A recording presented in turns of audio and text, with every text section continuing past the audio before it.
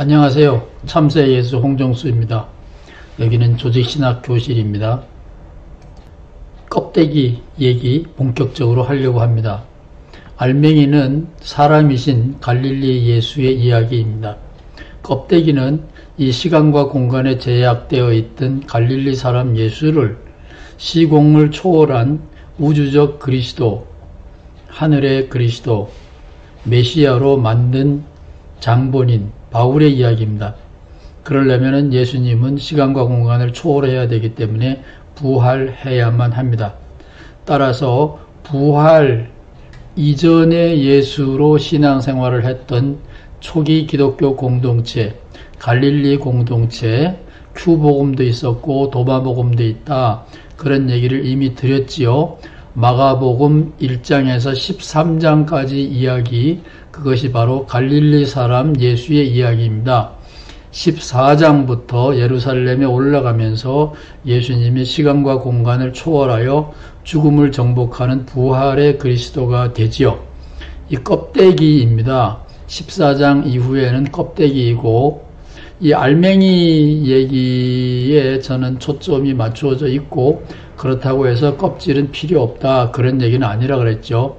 이 바울의 부활한 예수 이야기, 이 껍데기 포장지가 없으면 사람들은 이 쉽게 상하는 예수의 이야기, 알맹이 이야기, 예수에 대해서 매력을 못 느꼈을지도 모릅니다. 따라서 저는 알맹이만 중요하고 껍데기는 필요 없다, 그런 단순 논리는 아닙니다. 껍데기의 역할도 있고 껍데기의 값은 껍데기에 있는 것이 아니라 알맹이에 있다, 그렇게 말씀드렸고, 오늘날 기독교는 이 껍데기의 매력에 사로잡혀서 알맹이는 사실은 모른다. 따라서 세 개의 십자가 중에서 어느 십자가가 예수의 십자가인지 관심조차 없다. 참 불행하다. 그래서 저는 갈릴리 사람 예수의 르네상스가 오기를 간절히 바라면서 이 미친 짓을 계속하고 있습니다. 여러분의 구독과 좋아요 응원해 주시면 우리 주님께서도 기뻐하실 거라고 생각합니다. 갈릴리 사람 예수의 이야기가 알맹이고, 이 갈릴리 사람 예수 이야기가 왜 많은 사람들에게 구원이 되는지, 구원자 이야기로 가면 그것이 바로 시간과 공간을 초월한 바울의 이야기, 그리스도의 이야기, 주님의 이야기로 승격됩니다. 이 공식을 잘 기억하시기 바랍니다. 껍데기에만 집중하면 역시 문제가 생기죠. 누구의 십자가인지도 모르고 십자가를 찬양하는 꼴이 되니까요. 따라서 오늘은 껍데기를 만든 바울의 이야기의 서론에 해당됩니다. 저에게는 한 맺힌 이야기입니다. 1991년, 벌써 20세기네요. 한 세기가 지났습니다. 당시에 감리교회 기독교 대한 감리회에 곽전태 감독이라는 아주 깡무식한 감독이 있었습니다. 신학교 신자도 모르는 곽전태 감독이라는 사람이 있었는데 정치적으로는 막강한 힘을 가지고 있었죠. 성경도 잘 모르고 신학은 물론 모릅니다.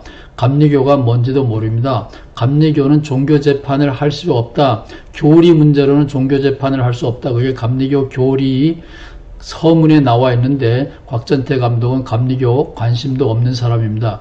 이 곽전태 감독한테 제가 성경을 읽어줬더니 그 곽전태 감독이 여의도에 있는 감리교 본부에서 뭐라 그런지 아세요? 저에게 성경이 틀렸어요.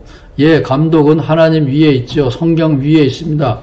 왜냐하면 하나님은 말을 안 하죠. 감독은 말을 합니다. 성경은 말을 안 하죠. 감독은 말을 합니다. 성경은 사람을 죽이지 않습니다. 하나님은 사람을 죽이지 않습니다. 옛날에는 많이 죽였지만. 따라서 사람을 죽일 수 있고 말을 할 수 있는 감리교 감독이 하나님 위에 있고 성경 위에 있습니다. 이 곽전태 무식한 감독이 성경이 틀렸다라고 얘기를 했는데, 오늘 그 대목에 서론을 말씀드리려고 합니다. 이것이 제가 껍데기라고 힘주어 강조하는 이야기의 출발점이 됩니다.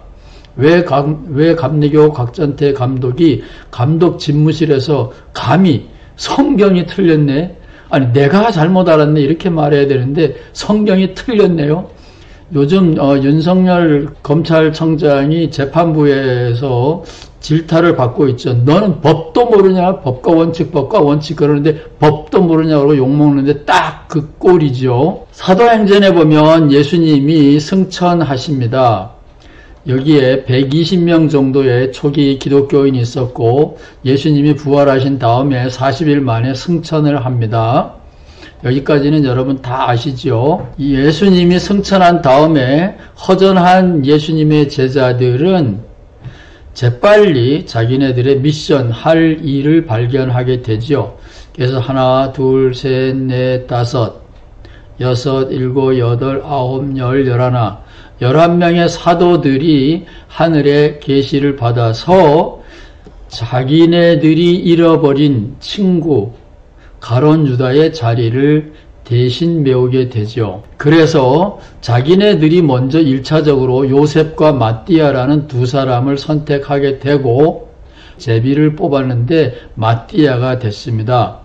그래서 마띠아가 예수님의 12 제자에 속하게 되지요. 사도행전 첫 부분을 실제로 한번 읽어 보시겠습니다. 신약 성서 복음서 다음에 사도행전이 있어요. 이거 모르는 사람은 아마 아무도 없을 거라고 생각합니다. 이것은 누가복음을 쓴 저자가 후편으로 쓴 거라고 학자들은 말합니다. 사도행전, 사도들의 발자취라는 말입니다. 사도행전 1장에 이런 말이 있습니다. 예수님이 이미 승천한 다음입니다. 예수님이 퀴즈, 예수님이 부활하신 다음에 며칠 계셨나요? 이 질문에 대답을 하시면 여러분은 엉터리 크리스천입니다. 예수님이 부활하신 다음에 이 땅에 얼마나 오래 계셨습니까? 제가 이렇게 질문하면 당신은 무엇을 근거로 그런 얘기를 합니까? 이렇게 되묻는다면 yes! 여러분은 진짜 크리스찬이고 이 땅에 40일 동안 이 땅에 계시다가 승천하셨습니다. 그러면 여러분은 삑 가짜 크리스찬입니다. 박전태 크리스찬입니다. 마태복음에 보면 예수님은 승천하지 않고 이 세상에 영원히 우리와 함께 계십니다. 예수님이 승천했다라는 이야기는 누가가 주로 만들어낸 이야기고 승천한 다음에 할 일 없는 기독교인들에게 선교라는 미션을 부여했다. 이게 누가복음의 놀라운 역사 철학입니다. 그 누가복음 서두에 있는 이야기입니다.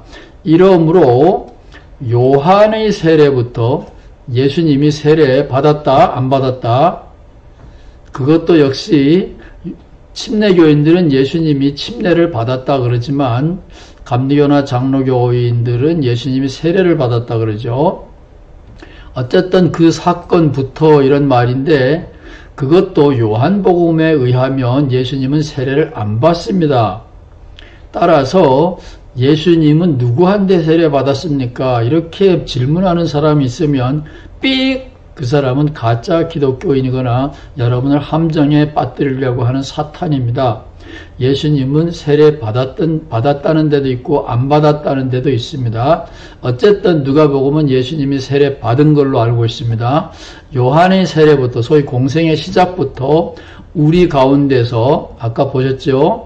올리워 가실 날까지 승천할 때까지 주 예수께서 우리 가운데 출입하실 때에 3년간 갈릴리에서 그리고 그 마지막 한 주간 예루살렘에서 계실 때 우리와 함께 계실 때에 항상 우리와 함께 다니던 사람 중 하나를 세워 우리로 더불어 예수의 부활하심을 증거할 사람. 이제는 그 예수님의 그 이전의 이야기는 다 아는 사람이니까 그 마지막 장면 예수님의 부활과 승천을 증거할 사람이 되게 하여야 하리라 하거늘 저희가 두 사람을 천거하니 하나는 바사바라고도 하고 별명은 유수도라고 하는 요셉이요. 요셉 이름이 참 많네요. 하나는 마띠아라. 봉사와 사도의 직무를 대신할 자를 보이시옵소서. 유다는 이를 버리고 가룟 유다 제 곳으로 갔나이다. 제비 뽑아 유다를 얻으니 저가 11사도의 수에 가입하니라.